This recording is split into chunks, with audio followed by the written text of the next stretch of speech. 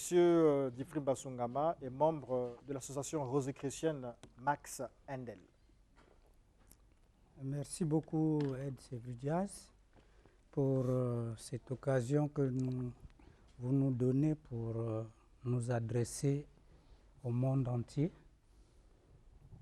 Et c'est vrai, le thème dit Congo, terre du dialogue interreligieux et de la diversité. Cela est possible, mais ce n'est pas encore le cas. Et c'est ce que nous voulons expliquer, que la diversité et l'ensemble des religions devraient être une grande richesse. Et comme vous l'avez dit dans le mot introductif, la religion ne devrait pas diviser. Mais aujourd'hui, nous constatons qu'effectivement, la religion devient un instrument de division. Voyez? Et c'est difficile, même dans une même famille, que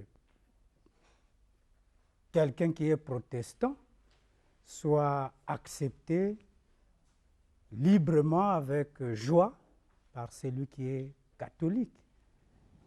Il est difficile que celui qui prône la foi dans le Ngunza soit toléré, accepté comme un frère par ceux qui le regardent. Voyez? Mais tout cela vient de quoi? Tout cela vient du fait que notre éducation, en tout cas l'éducation que nous devrions avoir, n'a pas été le cas. Parce que dans notre éducation actuelle, que nous allons à l'école, que nous allons à la maison ou au travail, nous constatons que la religion est absente. Nous constatons que l'art est absent. Nous constatons que la science est absente. Mais comment voulez-vous former un homme si ces trois dimensions lui manquent? Ça ne sera pas possible. Et vous constaterez, chers téléspectateurs, que même le fait d'avoir nationalisé l'enseignement, mais c'est une erreur grave. C'est une erreur monumentale.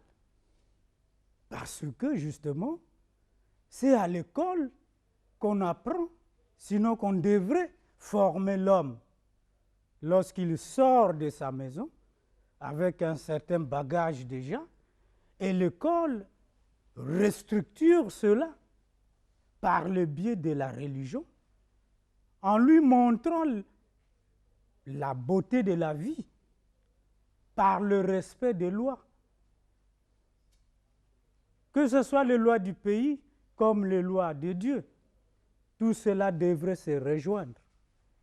Mais aussi, l'art devrait éduquer l'enfant depuis la maison jusqu'à l'école, jusqu'au travail, parce que c'est par l'art que nous devenons des hommes qui aiment la beauté. Mais aujourd'hui, ce n'est pas le cas. Regardons seulement nos villes, regardons nos églises. Vous en conviendrez avec moi qu'il y a encore du chemin à parcourir sur ce plan. Mais aussi, aujourd'hui, la science et la religion ne s'entendent pas. Mais ce n'était pas le cas au début. Dans la Grèce antique, la religion, la science et l'art étaient enseignés ensemble. C'est bien après qu'on a isolé les trois pour leur permettre de se développer. Et c'est là qu'on a constaté que la religion a dominé sur les deux autres. Mais ça générait quoi? mais ça générait la violence. Voyez? Et pourtant, le christianisme, ce n'est pas une religion de violence. Voyez? Il y a eu l'Inquisition. Voyez? Il y a eu la guerre des religions et tout ce qu'on a connu à travers l'histoire. Et ça, je vous renvoie au Moyen-Âge. Mais l'art aussi a essayé de dominer, mais toujours sous le contrôle de la religion. Et la science est venue de main de fer subjuguer la religion. Et puisqu'on a inventé tout, alors Dieu n'existe pas. Et on a formé des athées de par le monde entier. Mais aujourd'hui, nous en sommes à un monde pratiquement à terre, parce que les deux ne sont plus ensemble. Et la mission, justement, de la Rose-Croix, c'est d'unir à nouveau le trois. Et cette mission a été reçue par Christian Rosenkreuz. C'est un mot anglais, mais en réalité, ça veut dire seulement les chrétiens à la rose et à la croix. La rose qui va représenter la pureté, comme toutes les fleurs, et la croix, c'est le corps humain qu'il faut réformer, vivre une vie d'amour, de pureté et de service à autrui pour que le trois, religion, art et science, s'unissent ensemble et on aura un monde meilleur. Donc voilà un peu la communication que j'avais à faire. C'est une obligation que l'art, la religion et la science doivent faire une symbiose. La science doit devenir religieuse, la religion doit devenir scientifique et l'art doit refléter la beauté de la nature que Dieu nous a léguée.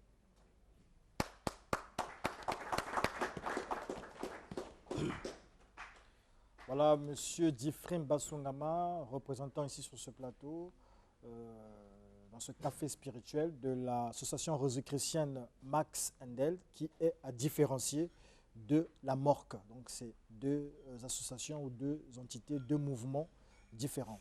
Donc, il a fait sa communication autour de la science, l'art et la religion qui devraient s'associer, se réunir.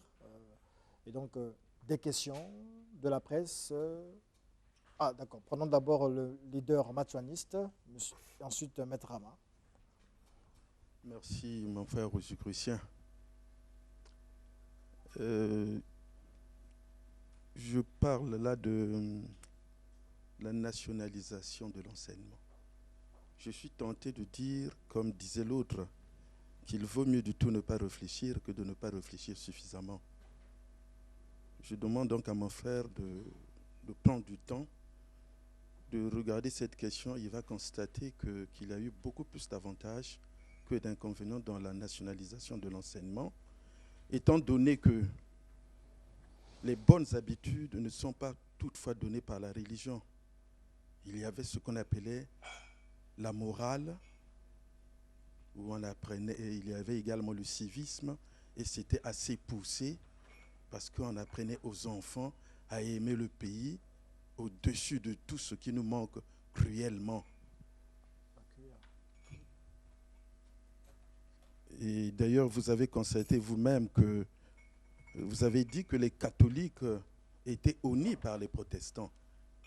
Et donc, à ce niveau-là, effectivement, quand on a retiré les écoles des confessions religieuses, il n'y avait plus de catholiques et des protestants dans les écoles. Ben, le reste, pour moi, je l'accepte de gaieté de cœur. C'est tout ce que j'avais à relever en tant qu'enseignant d'abord, avant de voir le spirituel. Merci. Merci beaucoup. Lorsque la religion commence à ne pas enseigner les grandes valeurs, ça signifie qu'il lui manque les explications. Parce que pour enseigner les grandes valeurs, il faut les justifier. Mais qu'est-ce qui justifie ces grandes valeurs? Mais c'est ce que vous ne voyez pas. Voyez? Quand on parle de force, mais c'est difficile de définir la force. Quand on parle d'électricité, c'est difficile de définir l'électricité. Mais lorsque vous rentrez dans la science, alors vous allez comprendre qu'il y a effectivement lieu de comprendre ces forces-là. Et lorsque la religion ne comprend pas ça, alors elle devient superstitieuse. Voyez? Donc la religion, c'est l'instrument par excellence pour former la personne. Mais à cette religion, il faut ajouter la science pour expliquer les choses, telles que le pasteur, lorsqu'il guérit un malade par la prière, il n'a pas besoin de dire que c'est un miracle. Pourquoi le terme miracle sort? Mais c'est parce qu'on n'a pas de mots pour expliquer le phénomène qui s'est passé entre lui et le patient. Mais à ce moment-là, on rentre dans la science spirituelle. Et comme M. Saïd l'a dit, la science spirituelle est la même partout. Et les religions, aujourd'hui, devraient s'en saisir. Et je suis sûrement convaincu qu'au Congo, ça va venir, que la religion va faire un bond en avant. Parce que le Ngunza commence à travailler dans ce domaine-là. C'est vrai, il y a encore des guéguerres, mais ça, c'est la chair humaine. Mais il y aura dans la religion la dimension scientifique. Et c'est ça qui va faire que la religion sort de ce qu'on a connu au Moyen-Âge. Et ce que nous vivons par la parole, par le regard des autres. Le Moyen-Âge est encore là. Voyez? Donc, pour moi, il n'a pas fallu cela. D'accord. Maître Rama. Merci pour ce bel exposé. Vous avez parlé de Maître Christian Rosecrust, qui est un hiérophante. Vous avez parlé du rosochristianisme ou de la rose aux croix. Je ne vais pas vous apprendre que la rose aux croix est une philosophie hermétique et que l'hermétisme a vu le jour depuis la nuit des temps chez nous, ici en Égypte, en Gipiti. Et que tout ce que vous avez évoqué, qui n'est pas faux, ça existe déjà chez nous ici. La science, la spiritualité, la culture, la religion n'ont jamais été dissociées depuis l'hermétisme, depuis les enseignements hermétiques afro-égyptiens. Et donc c'est aujourd'hui cette colonisation, cette espèce de colonisation faite par des écoles importées qui effectivement viennent faire le tri. Donc moi je pense, en tant que maître en spiritualité, que nous devons aujourd'hui donner la valeur aux enseignements originels. Tout ce que vous dites là, c'est connu des initiés kamites. Les kamites étaient les premiers grands scientifiques. On ne dissocie... Mais attendez, la spiritualité, qu'est-ce que c'est? Mais c'est une science métaphysique. C'est une science métaphysique. Et donc, c'est un peu du blablabla des écoles occidentales qui viennent endormir le blablabla des religions importées. Comme vous avez su le dire, tout ce que vous avez dit, il n'y a rien d'extraordinaire, il n'y a rien de nouveau, parce que l'essence, c'est africain.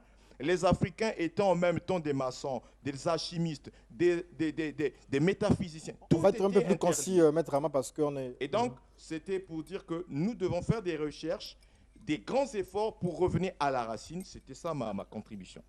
Merci beaucoup. Vous voulez réagir? Oui, je veux réagir parce qu'il y a l'amalgame là-dedans. Mon frère Rama, ce qu'il faut intérioriser aujourd'hui, c'est que la science est universelle. La science est universelle. La science spirituelle est universelle. Et là où les Africains ont péché, c'est le regret que tu formules. Mais les Africains sont des égoïstes. Vous voyez? C'est des égoïstes nés. comment voulez-vous divulguer un enseignement si vous ne le mettez pas sur la place publique? Si vous n'écrivez pas, et vous vous en prenez à ceux qui écrivent pour dire on vous a arraché votre tradition, mais c'est vous qui êtes mauvais. Vous gardez tout pour vous. Mais Dieu n'a pas dit cela. Quand les Grecs sont allés apprendre en Égypte, qu'est-ce qu'ils ont fait? Platon, Socrate et les autres. Mais ils ont formé des écoles. Voyez? Peux-tu me citer autant d'écoles qui forment des occultistes dans ces pays ou en Afrique de manière ouverte? Voyez? Donc, la faute nous appartient et on doit s'alarmer là-dessus. Parce que Christian Rosenkreuz, il est passé par l'Égypte, il est passé par le Maroc, il est passé par le Moyen-Orient. Et il a compris le bien fondé de toutes ces sciences. C'est à ce moment-là, lorsqu'il repart en Allemagne, qu'il crée l'ordre de Rose-Croix, en retenant le meilleur qu'il a trouvé en Égypte et partout où il est passé. Voyez? Je dis bien, il a retenu ce qui était meilleur. Mais attention, quand il a travaillé, c'est parmi les pères fondateurs qui ont avancé la science. Les grands instruments aujourd'hui que vous appelez les télescopes, mais ça a été inventé à ce moment-là, et bien d'autres encore. Donc, si nous ne partageons pas la connaissance, elle va scléroser, elle ne va pas avancer. Et la Rose-Croix fait de la science, de toutes ces sciences, quelque chose de moderne. Voyez? Aujourd'hui, peut-être tu soignes encore avec le sang des animaux, avec les plumes, voyez, avec le peau, la peau des animaux. Mais tout ça, c'est dépassé. Voyez? Il faut soigner avec l'amour. Et c'est ça qu'il faut retenir. Voyez? Peut-être il y a d'autres questions. Merci beaucoup, oui, allez-y. Ouais, j'ai deux questions. Fortuna Ngolali. La première est celle de savoir, entre la religion et la science, qui éclaire l'autre. La deuxième question, c'est de savoir, est-ce que la science ne défigure-t-elle pas la religion? Oui? Des réponses vraiment très Très directes, voilà, succinct. parce qu'il nous reste peu de temps avec vous. Oui, monsieur, c'est la science matérialiste que nous avons aujourd'hui. Mais la science va se développer et elle va épouser les principes religieux, c'est-à-dire lorsqu'on invente quelque chose, on doit d'abord se demander quelles sont les conséquences immédiates et lointaines de l'invention. Ce n'est pas le cas aujourd'hui. Vous voyez, aujourd'hui on a inventé les plastiques, mais les plastiques, ça donne du fil à retordre aux esprits de la nature qui doivent transformer tout cela, parce que tout est transformation. Aujourd'hui, les plastiques, il faut 200 ans pour les décomposer. Et ça occupe aujourd'hui 3 fois la superficie de la France dans l'océan. Vous voyez? Donc, la science doit se faire compléter par les principes moraux et la religion doit avoir les lois spirituelles pour expliquer justement les choses, pour qu'elles ne soient pas dogmatiques. Parce qu'aujourd'hui, la connaissance de Dieu, on vous dira non, c'est un mystère. Non, tout peut être expliqué, mais il faut faire la science spirituelle. Deuxième question, il a répondu à la deuxième question. Il y a un doigt là. Il y a un monsieur là, allez-y. Mettez-vous devant le public. Ok, merci pour C'est la PSV. la question. Bon, c'est vrai, mais tout à l'heure, vous avez parlé de religion dans les écoles. Oui. Moi, je me dis, la religion, c'est l'expression culturelle d'un peuple. Or, la spiritualité, elle est globale. Lorsque vous parlez de religion, déjà en Afrique, nous sommes vraiment, comment dire, enclavés de religions. Et nous savons que ces religions-là apportent une culture qui n'est pas celle de l'Afrique. Alors, pensez-vous que réellement la connaissance ou la science que ces religions peuvent apporter ne peuvent profiter vraiment à l'Afrique ou bien simplement à ceux qui ont créé ces religions, à ces peuples qui sont à l'origine de ces religions? C'est pourquoi je disais, si vous parlez de la spiritualité dans les écoles pour apporter la science et la connaissance, à ce moment-là, oui, je serai d'accord avec vous. Maintenant, je me pose la question, est-ce que vous êtes vraiment sûr que la religion, qui, en fait, n'est que l'expression d'une colonisation spirituelle, hein, comment un prisonnier ou un esclave spirituel peut-il penser à la science ou au développement s'il n'est pas libre? Un prisonnier ne peut pas être libre, ne peut pas penser à inventer, à évoluer. C'est pourquoi je me demande, il faut qu'il y ait d'abord ce qu'on appelle la libération spirituelle. Quand elle est libre spirituellement, à ce moment-là, on peut vraiment réfléchir à la science. Alors, voilà, la question c'est celle-là. Est-ce que vous pensez que vraiment c'est la religion qui peut apporter? Voilà, c'est ma question. Mon cher frère, mais je ne serai jamais contradictoire dans mes propos. Mais mon grand frère qui est machuaniste, c'est une religion africaine. Voyez? Mais si cette religion a été vulgarisée depuis qu'elle existe, mais les valeurs morales seraient solides dans nos pays, dans tout ce qui peut être utile. Il y a pas mal de méthodes. Oui, c'est juste.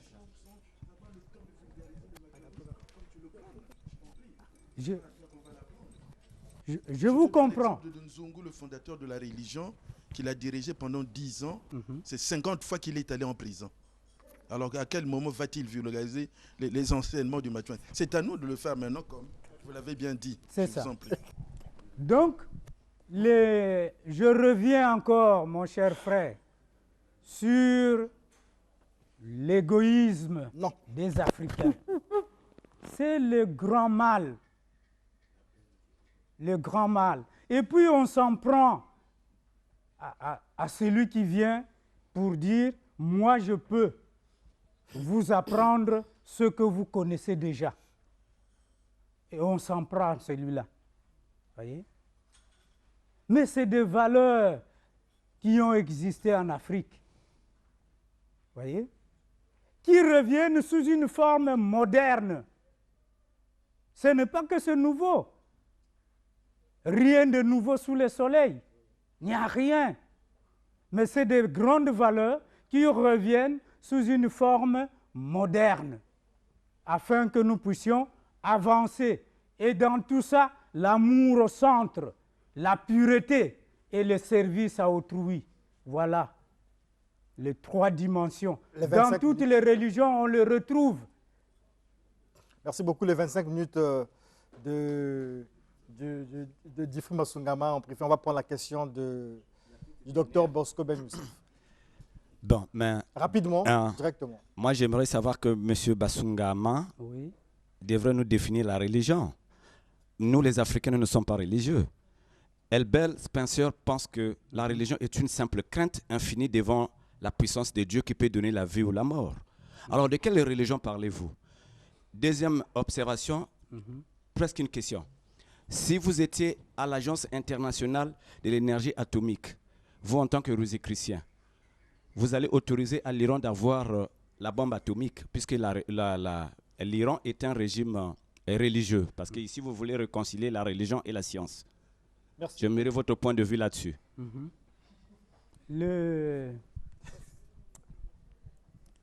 La première question, vous dites que les religions africaines, en fait, c'est la même préoccupation que les autres. les Africains ont leur religion. Et toutes les religions sont fondées sur les valeurs morales, qu'on peut appeler valeurs culturelles, le respect d'autrui, la patience, la tolérance. C'est ça qu'enseignent toutes les religions du monde, qu'elles soient africaines, asiatiques, américaines ou de l'Océanie. Elles enseignent ces valeurs-là. Et c'est ça. Voilà. Maintenant, réconcilier la science et la religion. Mais il suffit d'amener ces valeurs religieuses là-dedans. Le respect d'autrui. C'est ça qui fera que la science soit humanisée. L'arme atomique, ce n'est pas pour tuer. Voyez. C'est pour... On est arrivé là par le rapport de force. Et comme les rapports de force devenaient égaux, alors personne ne peut attaquer personne. Alors nous sommes largement allés au-delà de votre temps. Monsieur Diffrim Basungama, est-ce que vous pouvez rappeler au peuple comment il pourrait faire pour, je ne vais pas dire se réconcilier, mais pour se connecter à l'association Rosicrucienne Max Endel? Merci beaucoup. L'association Rosicrucienne Max Endel est pratiquement dans le monde entier. Elle existe depuis une centaine d'années, depuis 1909.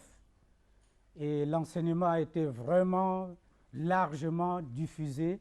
Ici au Congo, on peut même compter vers les années 50. Il y avait déjà des Rosicruciens de Max Endel, mais ils n'avaient pas encore fondé des centres. Mais aujourd'hui, on a des centres. On peut voir ça à Dolisie, on peut voir ça à Pointe-Noire, ici à Brazzaville, et pourquoi pas des centres d'études dans les villes secondaires. Donc ici à Brazzaville, nous sommes à Kombé. Et si on veut de plus amples informations, on peut appeler au 06 664 86 87 ou au 04 483 92 90. Merci beaucoup, on applaudit M. Diffrim Basungama.